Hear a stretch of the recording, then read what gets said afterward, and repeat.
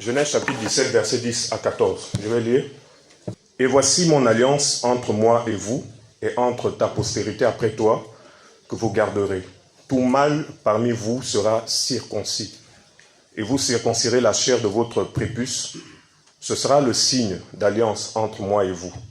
Tout enfant mâle de 8 jours sera circoncis parmi vous dans vos générations, tant celui qui est né dans la maison que l'esclave à qui a pris d'argent, de tout étranger qui n'est pas de ta race. Celui qui est né dans ta maison et celui qui est acquis a pris d'argent seront circoncis. Ils seront circoncis et mon alliance sera dans votre chair pour être une alliance perpétuelle. Et le mâle incirconcis qui n'aura pas été circoncis dans la chair de son prépuce, cette âme sera retranchée du milieu de son peuple et il aura rompu mon alliance. » Amen. Ici, le passage de Genèse chapitre 17, verset 10 à 14, nous parle déjà de la circoncision. Et là, la circoncision, en fait, c'était le signe de l'alliance que le Seigneur avait traité avec son peuple, les enfants d'Israël, les Hébreux. Le Seigneur a fait conclure une alliance avec Abraham. Il dit, je vais me servir de toi, je ferai de toi une grande nation. Mais dans cette alliance, le Seigneur va donner maintenant un signe.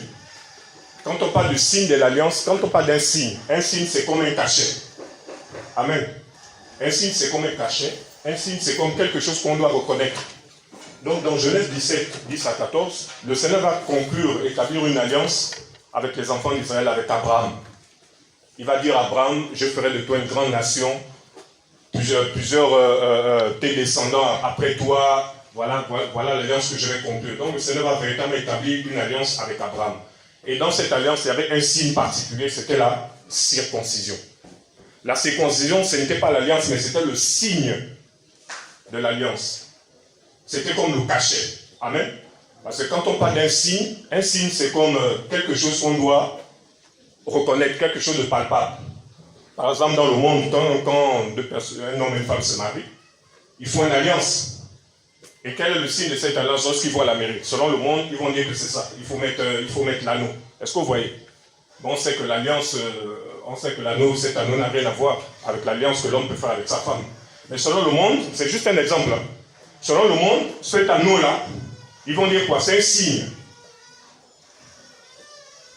Ce n'est pas une alliance, mais c'est un signe.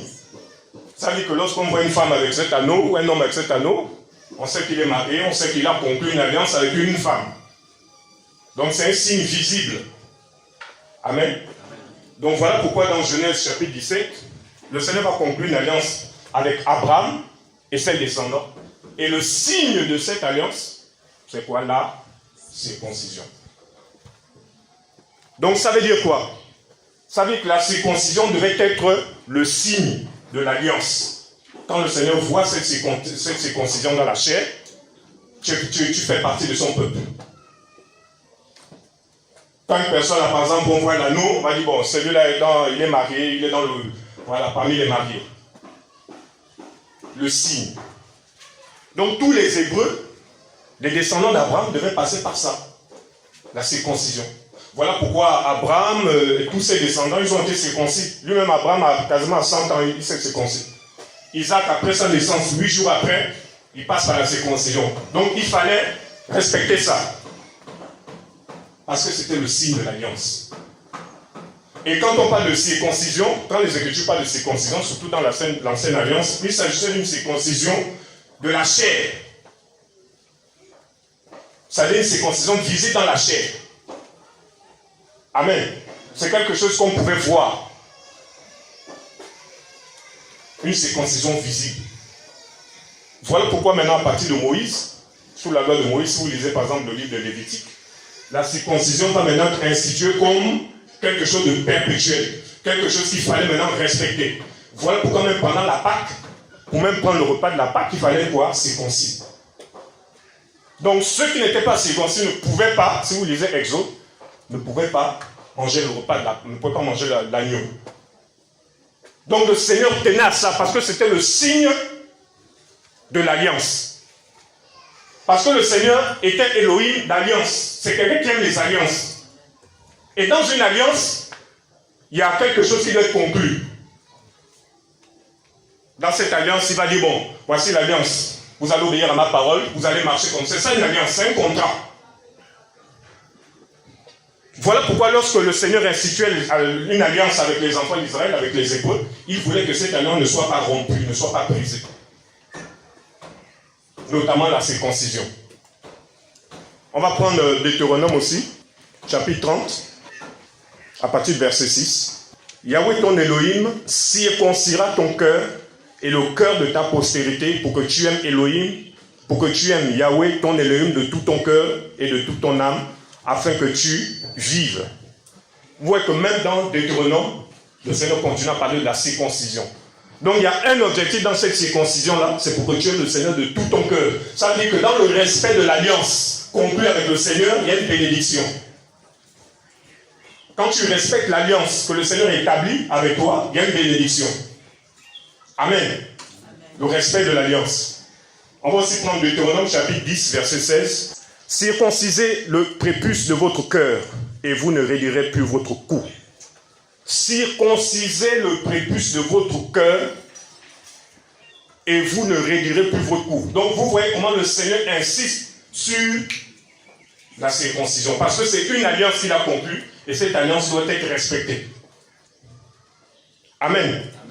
Prenez Jérémie chapitre 4, verset 4. Hommes de Yehuda et vous, habitants de Jérusalem, circoncisez-vous pour Yahweh. Circoncisez-vous pour Yahweh. Il parle encore de la circoncision. Voilà pourquoi si vous lisez Josué, chapitre 5, à partir du verset 2, lorsque les enfants d'Israël sont sortis de l'Égypte, une grande partie sont morts au désert, mais ceux qui sont nés dans le désert, qu'est-ce que le Seigneur a dit à Josué? Il a dit, prends-les, va-les, circoncis. Pourquoi? Parce que les enfants d'Israël qui sont nés dans le désert, ils n'ont pas connu la circoncision. Donc il fallait qu'ils passent par la circoncision. Parce que beaucoup étaient éliminés. Mais plusieurs qui sont nés dans le désert, le Seigneur a dit à Josué, prends un couteau. Parce que pour circoncire, il faut quelque chose de tranchant. Prends un couteau, coupe le prépuce de tous ceux qui sont nés dans le désert avant d'aller en Canaan. Donc il fallait expérimenter la circoncision pour pouvoir affronter Canaan. Amen. Amen. Il fallait être circoncis. Prenons le passage, Josué chapitre 5, à partir du verset 2. À partir du verset 2 jusqu'à verset 5. En ce temps-là, Yahweh dit à Yehoshua, fais-toi des couteaux de pierre tranchants et circoncis de nouveau les enfants d'Israël. Attends, ok. Fais-toi quoi? Des couteaux de pierre tranchants. On précise bien, tranchants. On voit déjà que sous l'ancienne alliance, le Seigneur dit à Josué de prendre des couteaux quoi? Tranchants. Et circoncis de nouveau les enfants d'Israël une seconde fois. Continue.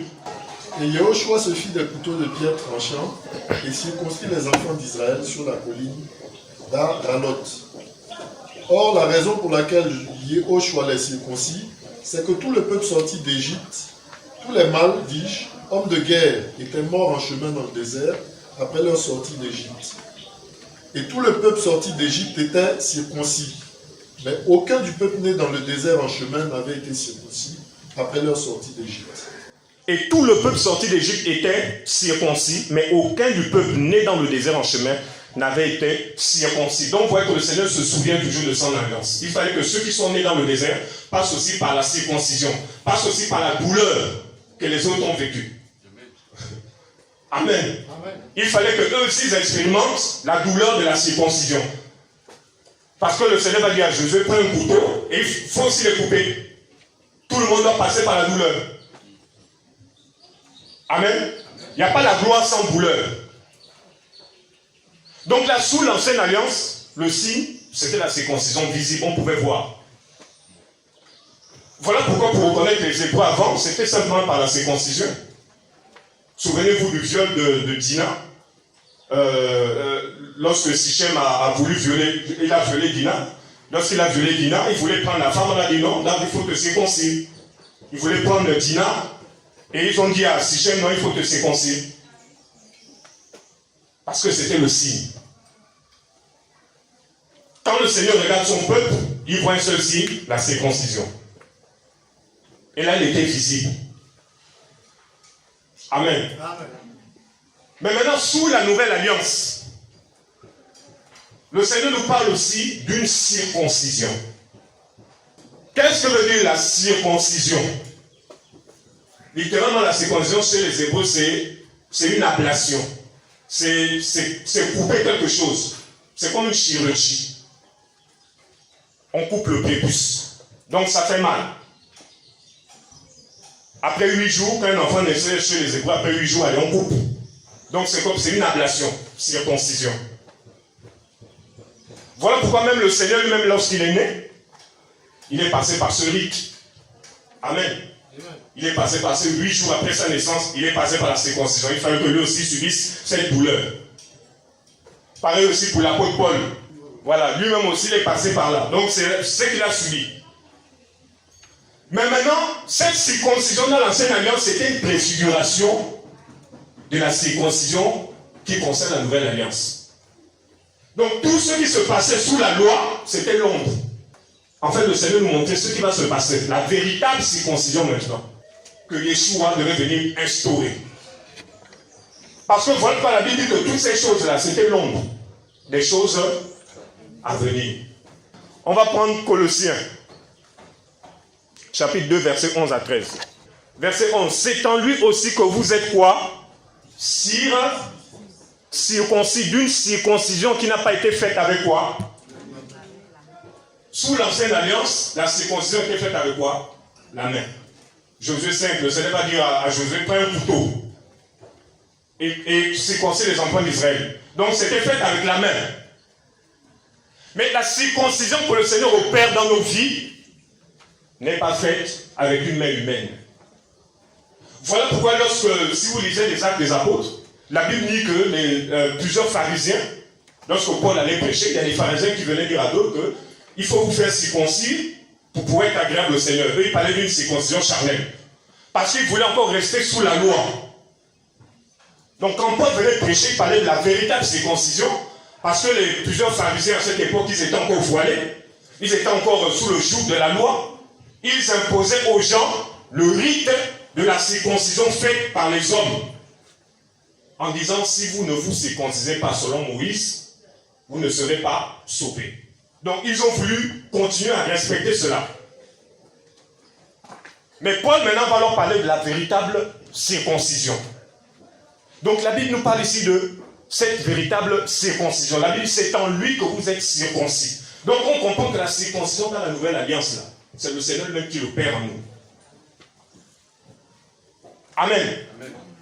Il ne nous l'opère pas par une main humaine, mais c'est lui-même qui opère cette circoncision. Par quoi? L'épée de la parole. Ça, la parole, c'est une arme, hein, une épée tranchante. Amen. Amen. La Bible dit que la parole du Seigneur est une épée à double tranchant. Donc cette parole-là, c'est limé, c'est bien tranchant. C'est avec ça que le Seigneur nous circoncit. Dis à ton voisin, la parole là, c'est l'épée qui nous circoncit. Le Seigneur va dire à Josué, prends des couteaux de pierre. C'est-à-dire quand le Seigneur dit à Josué, prends des couteaux de pierre, il n'avait pas pitié des enfants d'Israël qui allaient être coupés. Il dit, prends un couteau, va faire. Pas de sentiment. Il dit, prends des couteaux. Mais la circoncision, il n'a pas utilisé, il n'y avait pas d'anesthésie. Il a dit, prends des couteaux de pierre. Parce qu'il faut qu'ils expérimentent la douleur. Il n'a pas dit, prends l'anesthésie, va couper. Il a dit, prends le couteau. Il faut que ça soit bien tranchant. Voilà pourquoi sous la nouvelle alliance, le Seigneur utilise encore une arme plus puissante pour nous circoncire. C'est sa parole. Parce que la parole du Seigneur est plus tranchante que le couteau que Josué avait utilisé.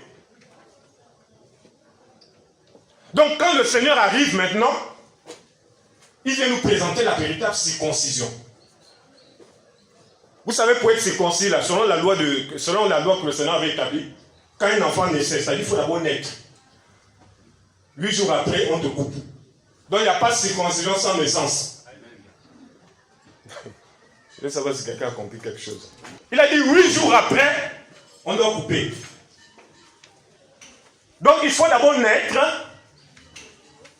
8 jours après, on coupe. Ça, c'est sous la loi.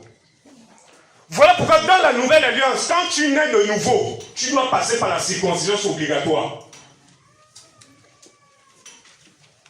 C'est le Seigneur lui-même qui t'amène sur la table d'opération. Dis à ton voisin, c'est quoi la table d'opération? Dis à ton voisin, c'est la croix. C'est lui-même le chirurgien qui a dressé la croix. Il te prend. Il t'amène sur la table d'opération. Lui-même, il prend ses dents de chirurgie. Il prend le bistouri de la parole. Il te dit, ne bouge pas. Dis à ton voisin, ne bouge pas. Mais il y en a, ils sont toujours en train de bouger. Ils aiment l'anesthésie. Dis à ton voisin, il ne faut pas aimer l'anesthésie. Les chrétiens qui aiment l'anesthésie sont les chrétiens qui aiment les belles paroles. Ils aiment l'anesthésie quand c'est doux. Oh non, il ne faut pas être dur. Dis à ton voisin, ça c'est l'anesthésie. Au lieu de dire la vérité à ton frère, tu as peur de dire la vérité. Pourquoi? Parce que tu aimes les anesthésies. L'anesthésie, ça ne fait pas mal. Quand on dit quelqu'un une vérité, tu lui dis quelque chose, ben tu essaies essaie un peu d'avoir un peu pitié de lui. Là, c'est l'anesthésie. Voilà, tu essaies un peu, voilà, c'est l'anesthésie. Beaucoup de chrétiens aiment l'anesthésie. Le Seigneur te prend. Il dresse même la table d'opération. Voilà pourquoi la Bible dit, c'est en lui que vous êtes circoncis. On dit c'est en lui. Amen. C'est en lui, pas à côté de lui, c'est en lui. Donc la circoncision s'opère en lui. C'est lui-même le chirurgien par excellence. Et regardez la suite. En lui aussi, vous êtes circoncis d'une circoncision faite sans main, qui consiste à dépouiller le corps des péchés de la chair. La circoncision du Mashiach consiste à quoi? À dépouiller la chair. Dans l'ancienne alliance, la circoncision consistait à faire quoi? Couper le prépuce. Donc c'était un bout, un petit bout de peau qu'on coupe. Sous la nouvelle alliance, on ne coupe pas le bout, c'est tout le corps qu'on prend. Dis à ton voisin, c'est plus le bout. C'est tout le corps. La Bible parle ici par le dépouillement du corps. Donc la véritable circoncision dans la nouvelle alliance là consiste au dépouillement du corps. Ça veut dire que quand le Seigneur nous circoncit, quand il nous opère là, c'est pour nous dépouiller des œuvres de la chair. Parce que sous la nouvelle alliance, quand le Seigneur nous regarde là, pour savoir que quelqu'un est circoncis, et non pas de la circoncision du cœur, on voit le fruit de l'esprit. C'est le signe visible d'une personne circoncis. C'est la sanctification. Donc quand quelqu'un marche par l'esprit, quand quelqu'un vit une vie de sainteté, une vie de consécration, on voit qu'il est circoncis. Voici la véritable circoncision, c'est le dépouillement. Voilà pourquoi le Seigneur lui-même dresse la table d'opération, la croix. Il t'amène, il te dépose. Et dès qu'il finit de te déposer, qu'est-ce qu'il fait? Il te dit dors. Il opère maintenant la chose. Amen. Amen. Il opère. Il t'amène sur l'autel. Tu deviens quoi? Un holocauste. Vous savez, sous la loi, l'holocauste était consumé entièrement. Sur l'autel, là, le feu prenait tout. Donc Yahweh, là, il prenait tout. Voilà pourquoi nous sommes des holocaustes. Ça dit que le Seigneur nous prend, il nous amène sur l'autel, il prend tout. La circoncision. Voilà pourquoi quand le Seigneur regarde son peuple à travers les nations, il voit un peuple circoncis, c'est-à-dire un peuple qui s'est dépouillé des œuvres de la chair. Éphésiens chapitre 4, verset 11. Dans Éphésiens 4, plutôt 20, à partir du verset 20. Mais vous, ce n'est pas ainsi que vous avez appris Mashiach. Si toutefois vous l'avez entendu, et si vous avez été enseigné par lui, selon la vérité qui est en Yehoshua, à vous dépouiller pour ce qui est de votre conduite précédente. C'est bon. À vous quoi? Dépouiller. Le dépouillement fait partie de la circoncision. Une personne qui est circoncise, c'est une personne qui est dépouillée des œuvres de la chair. À vous dépouiller pour ce qui est de quoi? Votre conduite précédente. Du vieil être humain qui se corrompt selon les désirs de la séduction, à vous laisser renouveler par l'esprit dans votre pensée et à vous revêtir du nouvel être humain créé selon Elohim dans la justice et la sainteté de la vérité. À vous dépouiller pour ce qui est de votre conduite précédente. Voilà ce que Paul dit aux Éphésiens. Le dépouillement.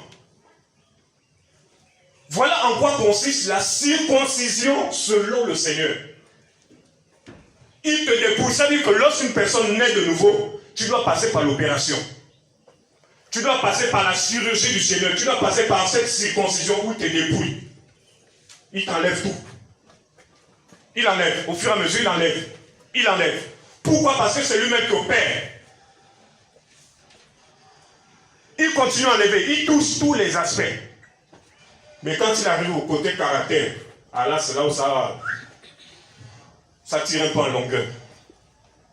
Même le caractère là, le Seigneur vient, il dépouille, il brise. Pourquoi aujourd'hui beaucoup de prédicateurs, beaucoup de pasteurs, beaucoup sont orgueilleux, tout ça? N'est-ce pas parce qu'ils ne sont pas circoncis? Parce qu'ils n'ont pas expérimenté la circoncision du cœur, qui consiste au dépouillement de la chair. Tu n'arrives pas à dire la vérité à ton frère, tu es toujours en train de le cajoler, tu ne veux pas dire la vérité. Mais pourquoi? Parce que tu refuses qu'il soit dépouillé. Donc la circoncision, elle fait mal. La circoncision. Le Seigneur arrache, il dépouille.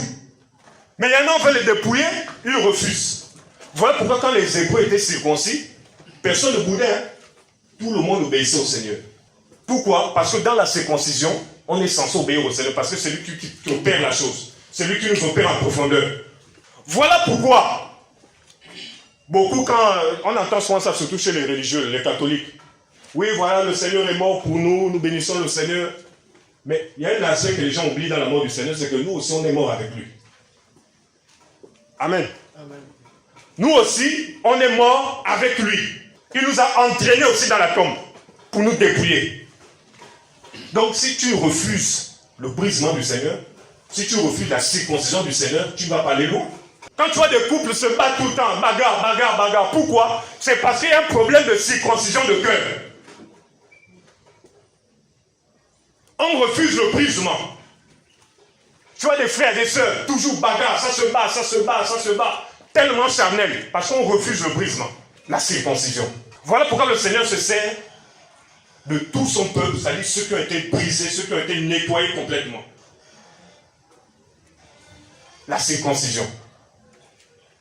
Il prend sa parole, il te dépouille. Orgueil, il enlève.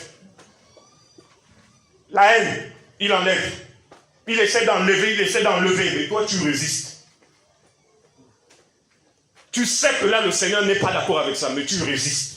Quand tu résistes là, ça veut dire que tu refuses d'être opéré. Tu refuses la circoncision. Cette circoncision, le Seigneur l'opère tous les jours de notre vie, il continue à nous briser. Chaque jour, il brise. Malheureusement, aujourd'hui, dans nos assemblées, on a plus des personnes qui refusent de passer par l'opération. Tous ces pasteurs esclaves de dîmes, esclaves qui sont dans tout et n'importe quoi, c'est parce qu'ils refusent la circoncision du Seigneur, ils refusent d'être dépouillés complètement. Voilà pourquoi, frères et sœurs, la marche avec le Seigneur, là, il y a un grand prix à payer. Quand tu viens au Seigneur, là, tu ne t'appartiens plus. Ça veut dire que le Seigneur lui-même devient ton chirurgien.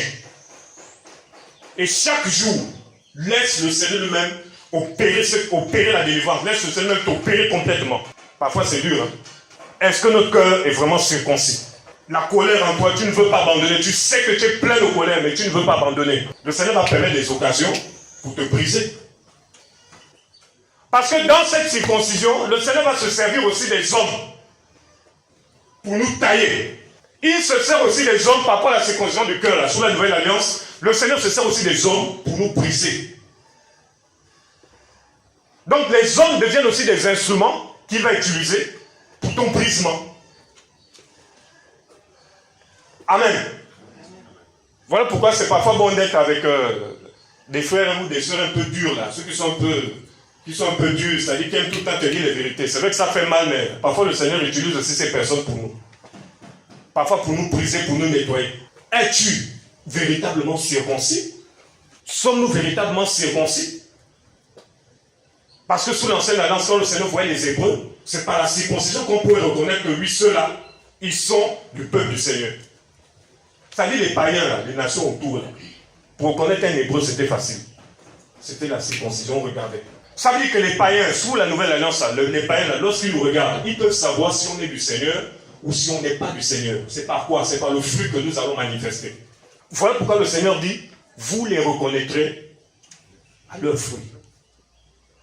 Parce que le Seigneur lui-même, il sait, il connaît tous ses enfants qu'il a opérés. Parce que les enfants que le Seigneur opère, lorsqu'il vous présente aux gens, les gens vont reconnaître que lui seul sont du Seigneur.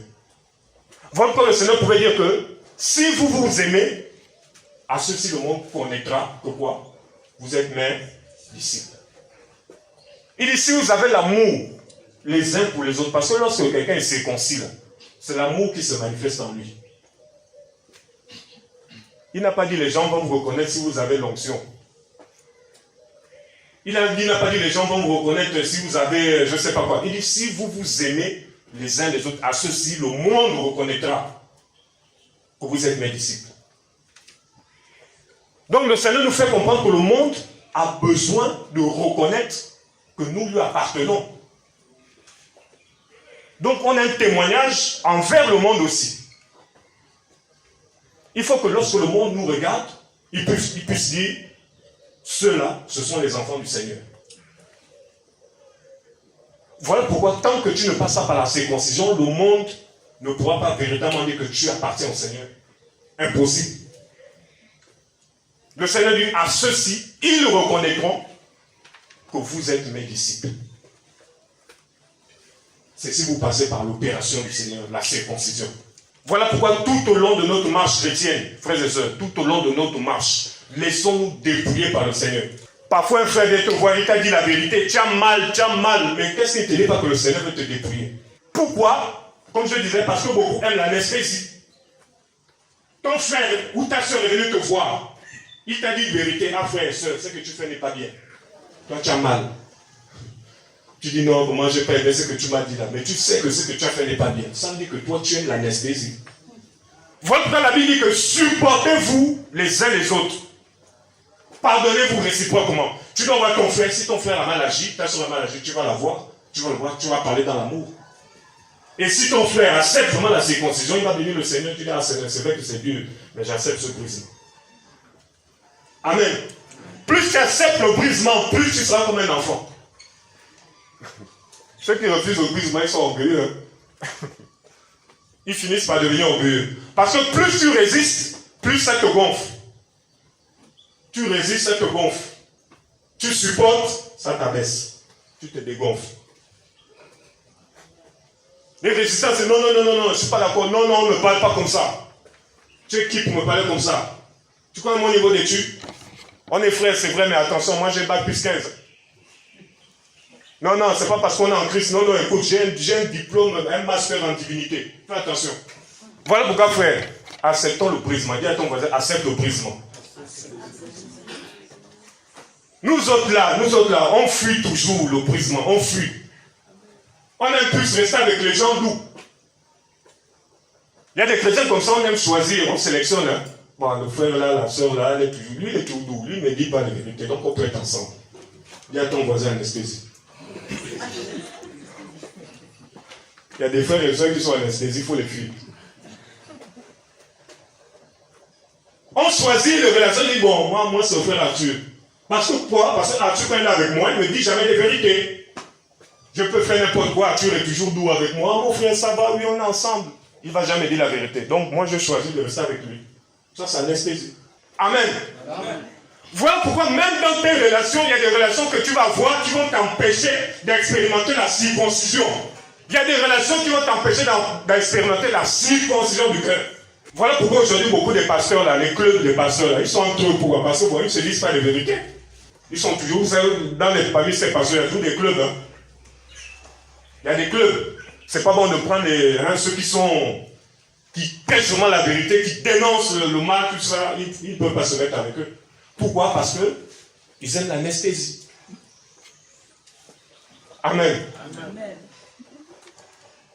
Ça veut dire que dans la circoncision du cœur, nos relations jouent un rôle. Ça veut dire les frères et sœurs avec qui tu marches là. Est-ce que c'est un frère ou une sœur anesthésiste? Est-ce que cette personne aime l'anesthésie ou il aime la parole? Voilà pourquoi quand tu es devant une personne, un frère, dans l'amour, ou tu vois un papa ou une maman, dans l'amour, s'il se comporte mal, tu dis la vérité. Pour le bien de la personne. La vérité, quand on dit la vérité, il n'y a pas d'anesthésie, la vérité sort crue. Amen. Il n'y a pas quelque chose qui va freiner. La vérité là, quand on prêche le retour à la parole, là, quand les gens revenaient à la parole, c'est la vérité, non? On dit aux gens revenez à la parole, la dîme n'est plus d'actualité. Quand on prêche la dîme là, ça sort. Hein. Quand ça sort là, il y a des dégâts.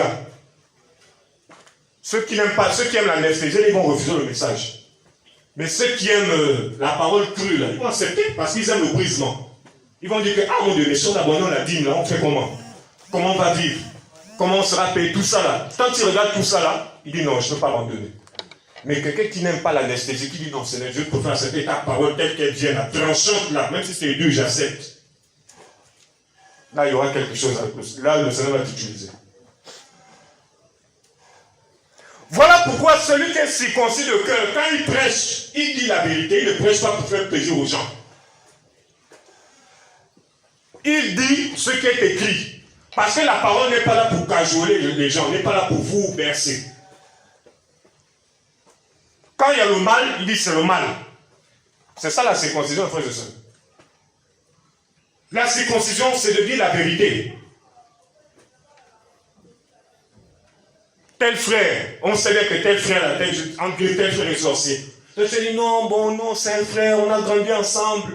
Non, on a marché ensemble, c'est un frère à moi. Mon frère, c'est un sorcier. Non, mais tu es trop dur. C'est après que tu découvres que c'est un sorcier. Pourquoi? Parce que tu as toujours mis l'anesthésie. L'autre a voulu être tranchant parce qu'il veut respecter la parole. Il sait c'est quoi la circoncision. Parce que dans la circoncision, il y a la séparation. Donc, un circoncis va toujours dire la vérité. C'est pas parce que tu viens manger chez quelqu'un tous les jours qu'il ne va plus te dire la vérité. Même si c'est un frère ou une soeur, tu vas manger tout le temps chez eux, ne sois pas emporté par les bons plats que tu manges. Si la personne se comporte mal, dis la vérité dans l'amour. Amen. La circoncision. Voilà pourquoi aujourd'hui beaucoup de chrétiens sont dans les sentiments. On refuse le brisement du Seigneur, alors que même dans le brisement du Seigneur, il y a la séparation. Il y a la séparation dans le brisement, la séparation dans la circoncision là. La circoncision sert à séparer. Hein. Ça sert à séparer, c'est pour voir ceux qui sont de lui et ceux qui ne sont pas de lui, du Seigneur. Voilà pourquoi quand le Seigneur demandait à Josué de circoncire les enfants d'Israël, lorsque les enfants d'Israël étaient circoncis, c'était pour faire la différence.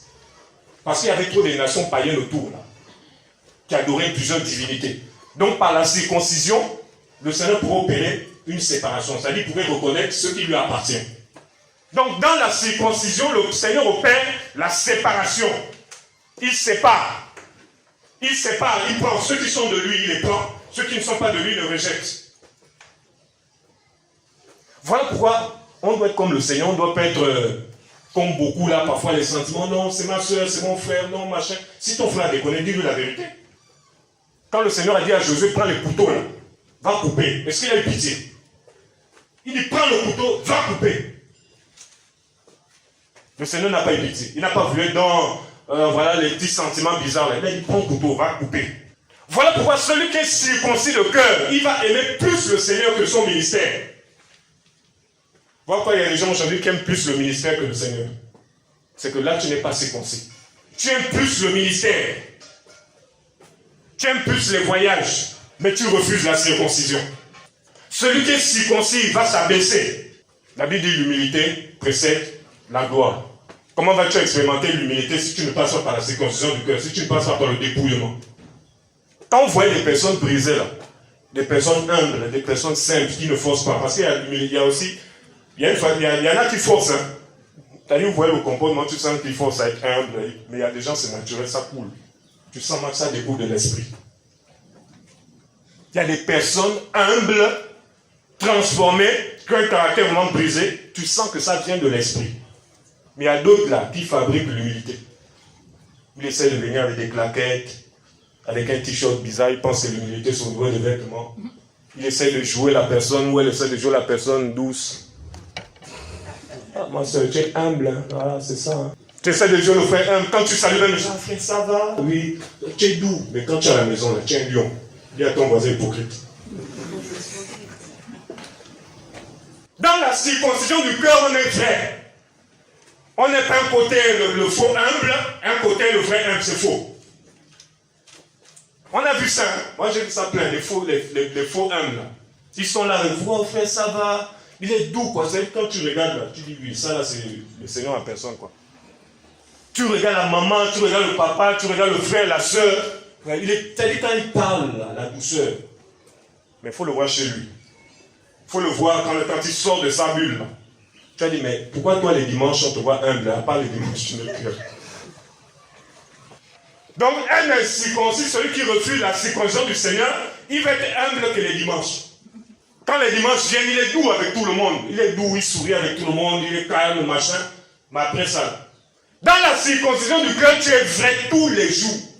Si on te voit humble là, c'est que tu es humble tous les jours de ta vie. On te voit, chaque jour on le voit. Ce n'est pas un semblant. Amen. La circoncision. Voilà pourquoi laissons le Seigneur lui-même nous dépouiller. Quand vous voyez par exemple avant, pourquoi l'œuvre à l'époque, avant ça n'avançait pas toujours les bagarres, c'est parce que les gens refusaient le brisement du Seigneur. Tout le monde c'était ça pour eux, tout le monde c'était ministère. Celui qui court à chaque fois derrière le ministère, la vie n'est pas brisée. Il n'a pas expérimenté la circoncision du Seigneur. Quelqu'un qui a expérimenté la circoncision du Seigneur, il va plus aimer le Seigneur par rapport à son ministère. Sommes-nous réellement circoncis? Voilà pourquoi Paul parle aux Éphésiens en disant dépouillons-nous. Le dépouillement des œuvres de la chair. Mes amis, cette chair-là, quand on parle de la circoncision du cœur, c'est le dépouillement. On doit se dépouiller. Cette chair-là, elle est infatigable. Elle ne va pas te lâcher. Dis à ton voisin, elle ne va pas te lâcher. Elle ne va pas te lâcher, même si tu dis, bon, à partir d'aujourd'hui, je vais vivre au désert, au moins là-bas, je n'aurai pas de tentation, il n'y a personne là-bas. Ok, tu vas voir ce que ta chair va te faire, même au désert. Bon, à partir d'aujourd'hui, je vais prendre le robot Persévérance, je m'en vais dans la planète Mars. Je vais rester là-bas. Au moins là-bas, je serai, il n'y a pas de tentation, il n'y a pas de séduction. Va là-bas, tu vas revenir rapidement. Donc cette chair-là a besoin d'être dépouillée. La circoncision de la chair. Donc si tu refuses le brisement du Seigneur, la circoncision, la chair là va t'embêter. Mais la chair la fatigue. Cette chair là, elle fatigue. Amen. Quand le Seigneur te circoncis, ta chair se tait. Parfois on accuse les démons quand il y a beaucoup de soucis entre nous. Oh, les démons, non, je suis combattu. Ce n'est pas les combats, c'est ta chair. Tu refuses la circoncision. Ah, frères et sœurs. Le dépouillement. Quand tu es circoncis, même dans ton lieu de travail, tu es honnête. Dans ton lieu de travail, tu es intègre. Un incirconcis là, c'est un malhonnête. C'est un menteur. C'est une menteuse. Un incirconcis détourne l'argent au boulot. Et il vient justifier, il dit non, mais en fait, j'ai été dans le besoin. Dis à ton voisin, incirconcis. Voilà pourquoi le Seigneur veut tous nous faire passer par cette étape-là. Chaque jour, dépouillement, le dépouillement, le dépouillement. C'est pas fini, hein. Vous savez, il y a des choses cachées là en nous, là. Mais quand le Seigneur va commencer à briser, là, vous allez voir. Quand tu vas commencer à faire sortir, tu vas dire, mais comment je peux encore faire ça? Comment je peux encore agir comme ça? Mais tu penses qu'il y a quoi de bon dans ta chair? Même l'apôtre Paul dit qu'il n'y a rien de bon en moi. Il n'y a rien de bon. Ça dit que, frères et sœurs, s'il n'y avait pas l'esprit du Seigneur, si on n'avait pas l'esprit, on pouvait commettre les pires péchés que les hommes commettent là. Les pires péchés. Ça dit que même tuer là, on pouvait tuer aussi. Oh, mais c'est vrai. On pouvait faire des choses graves. Ce qu'on suit à la télé, là, on meurt passé, on viole par là, ou ceci. On devait être parmi. Voilà pourquoi là où nous sommes sauvés, là, c'est la grâce. C'est pas quelqu'un qui peut dire je suis meilleur. Mon frère, s'il n'y avait pas l'esprit là, tu devais être pire. Vous voyez comment, vous voyez l'action de la circoncision du cœur, comment le Seigneur freine même les dégâts qu'on pourrait commettre. Dans la circoncision, il freine le mal. C'est-à-dire que dans ta marche spirituelle, là, tu allais peut-être faire des choses compliquées pour perdre. Tu commences à diminuer. à diminuer, à baisser. Tout ça, après tu avances avec le Seigneur. S'il n'y avait pas l'esprit du Seigneur, on devait battre nos femmes tous les jours. Hein. Ta femme te dit un mot, allez. Oui. Ton mari te dit un mot, même la femme aussi, tiens pour toi. Ah bon, tu m'as donné, tiens aussi. Ça, c'est quand il n'y a pas l'esprit. Quand il n'y a pas la circoncision, là, c'est ça le résultat. Donc, la circoncision de notre cœur, là, le Seigneur nous fait grâce. Bien aimé, acceptons la circoncision. Parce que si on refuse la circoncision, on risque de faire des choses compliquées. Si aujourd'hui tu gères l'argent dans ton entreprise, tu n'arrives pas à prendre 5 francs là, c'est pas de tes propres forces, hein? C'est l'esprit en toi. Si l'esprit n'est pas là, tu vas voler la pomme avec plaisir. Bon, aujourd'hui je vole 15 000, demain 20 000. C'est-à-dire que tu fais les calculs. Tu fais un emploi du temps lundi. Lundi, 20 000. Mardi, 25 000. Donc vous voyez le bénéfice de la circoncision du cœur. Oh là là. On ne peut plus faire ces choses. Voilà pourquoi Jean relit juste le verset 22 d'Éphésiens 4. À vous dépouiller pour ce qui est de votre conduite précédente. Ah, c'est bon. À vous dépouiller de ce qui est de votre conduite quoi? Avant, la conduite d'avant là. Donc dans la circoncision du cœur là, on se dépouille de la conduite d'avant. Ce que tu faisais avant. Avant là. Dis à ton voisin avant. C'est fini là, tu t'es dépouillé.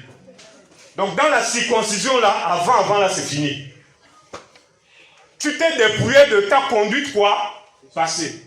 Donc dans la conduite passée, quand tu parlais mal à ta femme ou à ton mari là, c'était passé non? Mais pourquoi tu continues? Vous répondez. Dans ta conduite passée là, tu volais l'argent, tu faisais ceci. Mais pourquoi tu continues? Dans ta conduite passée, tu étais masturbation, impudicité, toutes ces choses. Ça c'était la conduite quoi? Bon, pourquoi tu continues encore? Tu dis que tu as répondu, c'était passé. Mais pourquoi tu continues? Tu es circoncis, non? Donc si tu es circoncis, ça veut dire que ce qui est passé est passé. Continue le verset. À vous dépouiller, vas-y. Du vieil homme qui se corrompt par les convoitises. Du vieil homme qui se corrompt par quoi? Par les convoitises. Les convoitises. Le vieil homme, il se corrompt par les convoitises. Donc toutes ces convoitises du monde là, le vieil homme là, il est en train de se détruire. Voilà pourquoi la Bible dit de vous abstenir de tout ce qui est charnel, parce que ça fait la guerre à notre âme. Mais tu ne te rends pas compte que c'est une guerre. Voilà pourquoi tout ce qui est dans le monde là est là pour notre perte. C'est là pour notre perte. Les païens là qui sont dans le monde, la gloire, le machin, tout ça là, en fait, ils ne savent pas que les choses du monde là sont en train de faire la guerre. C'est comme si tu vas en Irak, il y a la guerre, les gens tirent les bombes partout, tu es tu es en joie, mais tu vois bien que les gens ont braqué l'arme sur toi. Mais tu prends quand même ton visa, tu vas en Irak. Tu sais qu'il y a la guerre, tu dis non, je m'avais fait mon petit commerce là-bas. Pourtant, il y a des avions qui passent, ils lancent des bombes, Quand tu es en train de faire ton commerce, oui, 100 francs les oranges, 100 francs les oranges. Après, une bombe va tomber sur toi et c'est fini. C'est ce qui se passe avec les païens dans le monde. Wow, c'est beau, mais ils ne savent pas qu'il y a la guerre. Ils ne savent pas qu'ils sont en train de recevoir des flèches, des bombes. Après, tout d'un coup, la personne est morte. Oh, Rafat, oh, machin, le Daïchi, oh, machin, le Daïchi, machin. Quand il était à l'hôpital, là, on voyait à la télé, tout le monde, oh, il ne peut pas mourir. Il ne peut pas, le Daïchi a vaincu la mort. J'ai entendu ça. Il a vaincu la mort, il a vaincu. Tout d'un coup, là, oh, il est parti, c'est fini. Ouvre le Seigneur. Un seul être a vaincu la mort, c'est Yeshua Mashiach. Le reste, là, il passe. Le dépouillement de la chair. La circoncision. Quelqu'un qui est circoncis, on voit le fruit.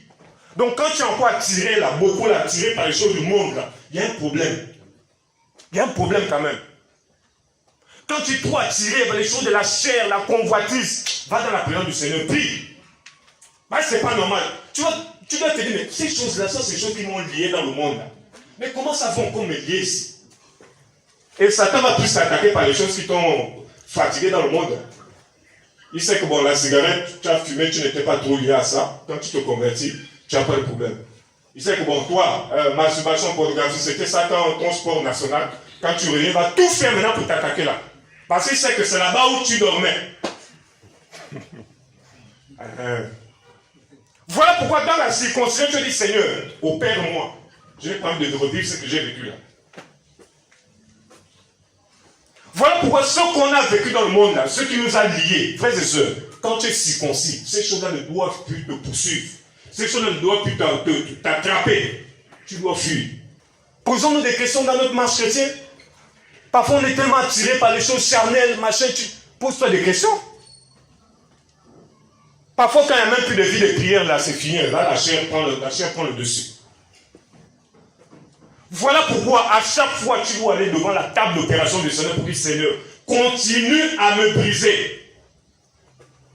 Cette chose-là, je ne vois pas encore la mort là, Seigneur, continue à briser ça. Moi je me rappelle une fois à l'époque, c'était au Gabon, je parlais une fois avec un frère, tout ça à l'époque, après je m'étais énervé et tout ça. Je m'étais vraiment énervé là comme un charnel. J'étais retourné à la maison, je dis, oh, comment je peux encore agir comme ça? Comment je peux encore réagir comme ça là? Je suis allé dans la présence du Seigneur, je dis, Seigneur, brise, enlève. Il y a des choses là, il ne faut pas accepter. Parce que quand ça grandit là, ça fait des dégâts. Tout le temps dispute. Les gens qui aiment se disputer là, il faut prier. Hein. Parce qu'à force de vous disputer, vous allez vous bagarrer. Parce que dans les disputes là, vous pensez qu'il n'y a rien. Mais il y a un gros démon un démon Mike Tyson, la bagarre là, qui va sortir. Hein. Après tout d'un coup, oh non, moi la main est partie seule, je ne sais pas ce qui m'a pris. Quoi, Satan a pris ta main, il a balancé ça. Frères et sœurs, la circoncision, acceptons d'être circoncis par le Seigneur. C'est dur, c'est vrai, mais acceptons cela. Quand tu refuses les attaques, quand tu refuses les combats, c'est que tu refuses la circoncision, tu refuses l'opération du Seigneur. Parce que quand le Seigneur nous dépouille, il prend les hommes, hein. Il amène les hommes vers toi. Allez. Tu vois, Philippe a dit non, moi, à partir d'aujourd'hui, je décide d'être seul. Mais si tu es dans ton coin là, tu vas expérimenter le brisement comment? Si tu es enfermé dans ton coin, tu es en train de retarder ta croissance spirituelle. Amen. Amen. Non, à partir d'aujourd'hui, je suis dans mon coin, les gens sont trop méchants. Tu es maintenant à la maison tout seul. Mais mon frère, tu es en train de retarder ta marche. Nous avons été sauvés pour être ensemble avec les uns et les autres. Ce n'est pas pour être seul. Ton brisement là, ça passe par tout le monde là. On a appelé à être ensemble, on a appelé à se guiser. Amen. Est-ce qu'on peut prendre Romains chapitre 6? Romains 6 à partir du verset 4. Le verset 6 ici dit, sachant que notre vieil être humain a été crucifié avec lui, afin que le corps du péché soit inactif et que nous ne serons plus esclaves du péché. Paul ici parle d'un fait qui s'est accompli. Sachant que notre vieil homme a été crucifié. Ce n'est pas quelque chose qui va se faire demain. Ça, c'est la première chose qu'on doit retenir. Notre vieil homme a été quoi? Crucifié. Ça veut dire que selon les Écritures, si tu es né de nouveau, tu dois réaliser que ton vieil homme, la vieille nature, a été crucifié. Donc celui qui naît de nouveau, le Seigneur circoncit son cœur. C'est-à-dire, tu vois pourquoi quand on a parlé de l'ancienne alliance, une fois que quelqu'un naissait, le Seigneur dit 8 jours après, on le coupe. Donc quand tu nais de nouveau, l'opération commence. Est-ce que tu vois? Le Seigneur te circoncit. Et cette circoncision, comme je disais, consiste à quoi? Au dépouillement de la chair. Il a commencé le processus. Et plus il te dépouille la chair, plus il te circoncit, plus la vie de l'esprit se manifeste. Amen. Donc c'est un travail de longue haleine que le Seigneur opère. Il nous façonne, la Bible dit nous tendons vers la perfection. Paul dit je n'ai pas encore atteint la perfection. Nous tendons vers la perfection. Donc le processus d'opération a commencé, le Seigneur continue de nous dépouiller. Il continue de nous opérer. Voilà pourquoi la Bible dit, malgré cette opération, nous devons réaliser, comprendre que notre vieil homme a été crucifié. Ça veut dire que si un péché t'embête, un péché te fatigue, Mais dis-toi que ce n'est pas normal. Tu dois prendre cette parole-là par la foi, pour dire, mais Seigneur, tu n'as pas dit que ma chair sera crucifiée, mais la Bible dit que le vieil homme a été. Donc c'est quelque chose qui est fait. Amen. Amen. Donc c'est ça la délivrance. La délivrance, ce n'est pas forcément d'imposer les mains à quelqu'un, esprit de ceci. Pas forcément. La délivrance aussi, c'est par rapport à la parole que le Seigneur nous donne. On doit recevoir ces paroles par la foi. Sachant que notre vieil homme, que notre vieil être humain a été crucifié. Paul dit ça aux Éphésiens. Il dit sachant. Donc il vient leur dire quelque chose qui est accompli. Ça veut dire que ce n'est plus normal qu'un chrétien, par exemple, soit sous le pouvoir, la domination du péché. Au point où ça te domine, ça te domine, ça te domine. Un chrétien ne peut plus pratiquer le péché. Tu vois, non? Donc le Seigneur nous opère. Il nous opère, il nous façonne, il continue à nous briser. Il nous brise, il nous brise. Il continue à nous dépouiller. Voilà pourquoi la Bible dit que l'œuvre qu'il a commencé en nous, il va l'achever.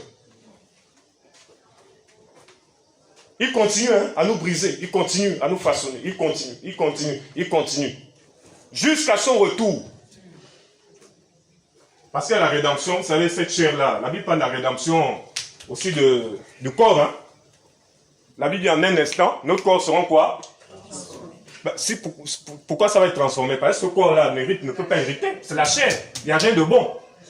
Donc notre corps va aussi expérimenter la délivrance finale totale, là. Tout ça va être aussi changé. Amen. Amen. Nous sommes sauvés, notre âme est sauvée, notre esprit, mais ça là, ça aura aussi sa rédemption. Pour ceux qui ne vont pas passer par la mort, la Bible dit leurs corps seront changés. En un clin d'œil. Pourquoi changer? Parce qu'il faut qu'on puisse revêtir le corps de gloire. Parce que cette chair-là, elle est corrompue. Il faut changer. Voilà pourquoi on est sauvé, on est transformé, c'est vrai, mais cette chair-là ne va pas nous fatiguer. Voilà pourquoi la Bible hébreu, le Galate nous parle de la lutte entre la chair et l'esprit. Ils s'opposent afin que vous ne puissiez pas faire ce que vous voulez. Donc il y a une lutte. Une lutte. Il y en a des, ils font la lutte, mais ils sont tout le temps perdants. On ne comprend pas. La chair te met tout. Boum! Aïe, aïe, j'ai mal. Mon frère, tu as mal quoi? Non. Il y en a toujours, ils sont là, j'ai mal, mais ils ne veulent jamais se relever. Tu as mal comment? Dis à ton voisin, tu as mal où? C'est un combat. À chaque fois que ta chair veut se réveiller là, mon frère, à chaque fois qu'elle veut se réveiller là, tu dis non. Parce que c'est une guerre. Donc quand tu vois que ta chair veut se réveiller là, ne vois pas les démons tout de suite. Sache que tu es en guerre. Dis à ton voisin, tu es en guerre. C'est ça qui doit te réjouir là, c'est la guerre. Donc quand tu as des combats là dans la chair, mais je ne comprends pas là, tu sens des combats là, mon frère, c'est ça la guerre. Et à chaque fois que tu sais que tu remportes une victoire, mais ça, tu es fortifié quoi. Oui. Moi souvent quand je remporte des victoires sur la chair, je suis fortifié, je dis waouh, Seigneur merci, je suis encore prêt pour le combat. Amen. Amen. Même si tu as remporté une victoire, ça c'est 1-0. Mais tu dois continuer parce qu'il n'y a pas de match nul avec la chair. Il faut toujours être devant. 3-0, 4-0, 5-0, 5-0. Il n'y a pas de dire à ton mari, il n'y a pas de match nul. Amen. Mais il y en a qui aiment les matchs nuls, il y en a qui aiment les défaites. Nous sommes des victorieux. On sera toujours devant grâce au Seigneur. Voilà quand le Seigneur nous a donné la victoire. Nous sommes plus que vainqueurs. Un plus que vainqueur, là, c'est celui qui est au-dessus des vainqueurs. Le Seigneur a dit nous sommes plus que vainqueurs quand tu veux les matchs nuls. Nous, c'est la victoire. C'est une guerre. Une lutte. La chair est là, elle ne se fatigue pas. Je vous dis, même si vous mettez un gros coup de poing à la chair, elle va faire comme ça. C'est la guerre. Tu ne comprends pas, mais Seigneur, je ne comprends pas pourquoi tu sais comment. Dis à ton voisin, tu es en guerre. Oh, pourquoi tu les sabattes? C'est pas parce que machin, tu es la chair t'enseigne et puis tu as te découvrir. Non, c'est le combat. C'est le combat. Oh, mais Seigneur, je ne comprends pas ma vie spirituelle, ça ne va pas. Non, c'est la guerre. Non, ma vie spirituelle, je ne comprends pas, ça ne va pas. J'ai tellement de combats, de vraiment, c'est comme. C'est une lutte. Non, je ne comprends plus. Ma chair là, c'est quoi mon frère? C'est la guerre. Tant que tu ne chutes pas là, le combat continue. Quand on dit la guerre, ce n'est pas pour chuter. Non, mais je suis tombé hier, je ne comprends pas, je ne fais que tomber. Mais, la victoire, dis à ton voisin, la victoire. Voilà pourquoi celui qui est circoncis le cœur, il est toujours dans la victoire. Quand l'orgueil arrive, avec les gants, lui il dit non, il est circoncis le cœur, c'est l'humilité qui gagne. Orgueil, humilité, bagarre. Attention, l'humilité va frapper un coup. Boum. Et voici l'orgueil qui tombe. Victoire de l'humilité. Attention, colère. Colère. Colère s'échauffe. Face à simplicité. Attention, colère arrive. Attention, un coup de simplicité. Colère au sol. Impudicité. Le démon le plus costaud. Il s'échauffe. Adultère. Étirement. Quand tu as le démon d'adultère, impudicité là. Démon au soin. Adultère. Sainteté arrive. Attention. Attention la lutte. Attention. Boum. Impudicité au sol. Impudicité au sol. Victoire de la sainteté. L'impudicité va encore se relever. La Bible dit résister. Et quand tu te relèves encore, tiens ça. Au sol, victoire de la sainteté. Impudicité dit quoi? Jamais, moi là, je me relève. Avec plusieurs gars maintenant, l'impudicité vient avec ses amis. Les gars, venez. Il appelle tous ses amis, l'impudicité, pornographie, masturbation. Les gars, vous êtes où? Venez. On doit l'attaquer. On est nombreux, non? Venez. Ils arrivent. Toi, tu es là. Tu n'as pas peur. Pourquoi? Parce que tu es avec le Seigneur, Yeshua Mashiach. Le Seigneur dit, je combats pour toi. Calme-toi. Quand l'armée des démons arrive, tous ces péchés arrivent. Toi, le Seigneur même le chasse. Un coup, c'est fini. Tous au sol. Le Seigneur dit, c'est pas fini. Mon fils, tu dois aller jusqu'au bout. Jusqu'à mon retour. Je ne suis pas encore revenu. La lutte. Tu l'as posé, mais j'en peux plus là, c'est comment? Alors, toutes les sirènes des eaux là, calme-toi. Je t'ai donné mon esprit, non? Oui, alors, jusqu'à mon retour là, ça va aller. Calme-toi, les sirènes arrivent. Elles sont sirénisées, elles arrivent. Mais comme passées par la jupe sexy, talons bizarres. Elles arrivent. Toi tu es là, tu ne paniques pas. Pourquoi? Parce que le Seigneur est avec toi. Au nom de Yeshua, je dis non à cette chose. Regarde comment elles sont en train de fuir. Oh, on n'en peut plus. Amen. C'est pas fini. Oh, dans le couple. Ah, Satan me venir dire, vous, mari et femme là, j'aime quand vous vous bagarrez là, allez, battez-vous. Oh là là, le Seigneur vient. Il dit, couple, calmez-vous. Je suis là. Quand Satan regarde comme ça, il dit, mais depuis là, vous n'arrivez pas à vous disputer. Le couple là, vous n'arrivez pas à vous battre. Madame, regarde comment ton mari te fatigue. Tu vois pas comment elle a fait t'énerver là? Mon cher, regarde ta femme. Elle te combat. Regarde. Tu as raison. Elle me combat. Regarde, elle ne t'aime pas. Ah bon? Toi aussi tu parles avec Satan. Ah bon? Elle ne m'aime pas. Mais quand tu es circoncis de cœur, tu n'écoutes pas la voix de l'ennemi. Tu écoutes la voix du Seigneur qui te dit, Marie, aimez votre femme. Tu la prends dans tes bras, tu dis, je t'aime, chérie. Oh Yahweh. Amen. Donc c'est une lutte. Bien aimé. La maman est du pasteur. C'est une lutte, frères et sœurs. Une lutte. Donc ne sois pas découragé. Sache que ce soir, le Seigneur te ramène sur le ring. Parce qu'il y en a qui aiment sur le ring. Le Seigneur va te pousser sur le ring. Même si tu es vieux, tu es vieille, il va te dire, va, tu as la force. Ne fuis pas le ring. Ne sois pas dans le ring. Oh Seigneur, ils sont où il n'y a personne. Non, reste. Le Seigneur t'envoie sur le ring. Il te dit, reste là. C'est moi le coach. Je suis là. Vous savez, quand on regarde les matchs de boxe, les coachs sont toujours là. Ils sont à côté là, ils surveillent. Frappe à gauche. Frappe à droite. Le Seigneur dit, c'est le coach, il utilise seulement sa parole. Quand tu utilises la parole, tu respectes le mot d'ordre du coach. Tu vas remporter toujours la victoire. Parce que le coach connaît l'ennemi plus que toi. Il sait là où l'ennemi peut frapper facilement. Vois-toi quand le coach te dit non, replie, il faut replier. Quand le coach te dit va à gauche, tu vas à gauche. Mais il y en a là, il n'aime plus écouter le coach. Non, mais Seigneur, tu parles un peu trop, c'est quoi? Hein? Ok. Vous savez, le Seigneur est galant. Je parle trop, non? Ok, je te laisse d'abord 5 minutes. Hein? Les 5 minutes, là, tu es déjà comme ça. KO. Au sol. Mais le Seigneur, avec son amour, il te dit non, relève-toi. Même si tu ne veux pas de moi, moi, je t'aime bien. Je vais marcher avec toi, te donner la force. Dis à ton voisin, la guerre. Vous savez, quand on parle d'opération, l'opération, ça sort les saletés. On enlève tout ce qui est sale, là. On parle du dépouillement de la chair. Donc, tout ce qui sort, là. Il n'y a rien de bon, quoi. Le Seigneur continue à faire sortir des choses. Il fait sortir. Tu es homme marié, tu es une femme mariée, les gens ont pas les convoitises des autres femmes, des autres hommes mariés. Le Seigneur sort ça, il dit, regarde.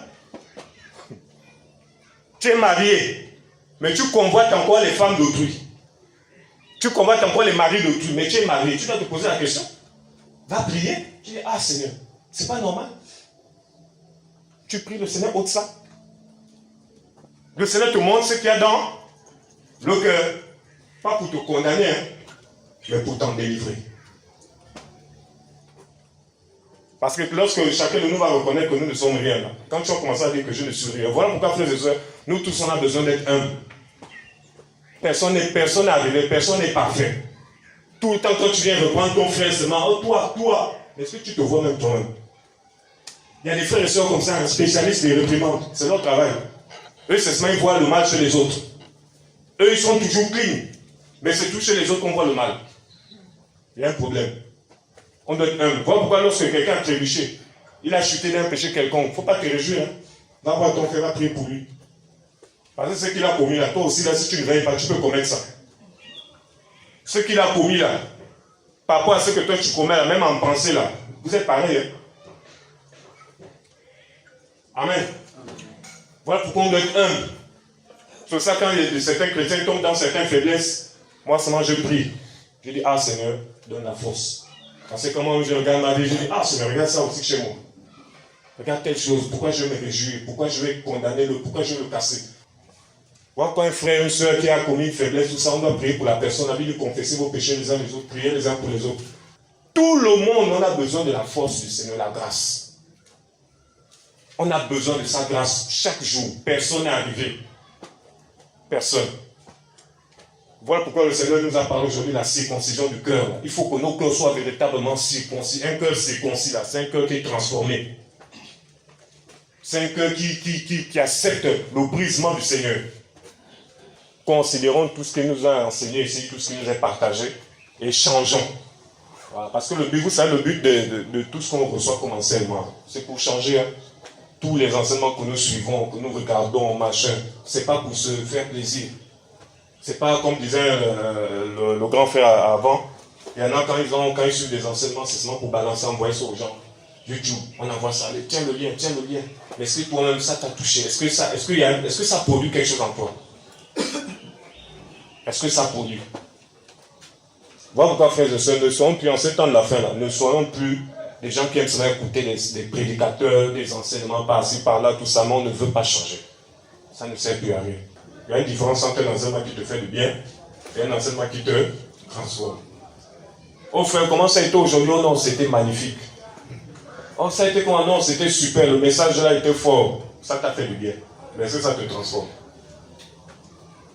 Donc, le message peut nous faire du bien, mais il faut que l'impact que ça nous change simplement. Ah, parce qu'on est habitué à voir dans beaucoup d'assemblées, hein. Les gens prêchent, oh prêche papa, oh prêche, ça fait du bien là, c'est beau, mais il n'y a pas de changement. Alors que la parole est censée nous changer. Quand le Seigneur est venu sur la terre proclamer l'évangile, c'était pour que les gens changent. Pourquoi Jean-Baptiste pouvait dire aux pharisiens, race de vipères, tout ça, qui vous a pris à fuir la colère à venir, changer vos cœurs, tout ça. Donc la parole est là pour nous changer. Pourquoi en général, quand on reçoit des enseignements, c'est bon souvent d'aller continuer à méditer dessus. C'est pas juste on est venu, on a noté et puis bon, on balance nos carrières comme ça. Non, c'est important d'aller creuser. Hein. Plus tu vas creuser encore plus, le Seigneur va encore t'éclairer. Des choses même qui n'ont pas été dites, il va nous encore t'ouvrir les yeux. Donc la parole là, c'est pour aller creuser encore davantage. Creuser. Parce que même quand on était au lycée là, quand le prof expliquait ou bien les gens faisaient des cours, tout ça, on notait. Hein. Mais quand on allait à la maison, c'était pour étudier. c'était pour étudier. Quand vous voyez les meilleurs élèves, oh, meilleur élève, bac C, 15, vous pensez qu'il a fait quoi? Il a étudié. Il a compris, il a bûché tout ça, et puis voilà, il a des excellents résultats, quoi. Donc celui qui est en intimité avec le Seigneur, celui qui creuse sa parole, il sera excellent. Dans sa marche avec le Seigneur, quand je parle d'excellent, mais c'est une façon de dire, c'est vraiment la parole qui va être mise en pratique. Amen. Amen. Est-ce qu'on peut acclamer le Seigneur?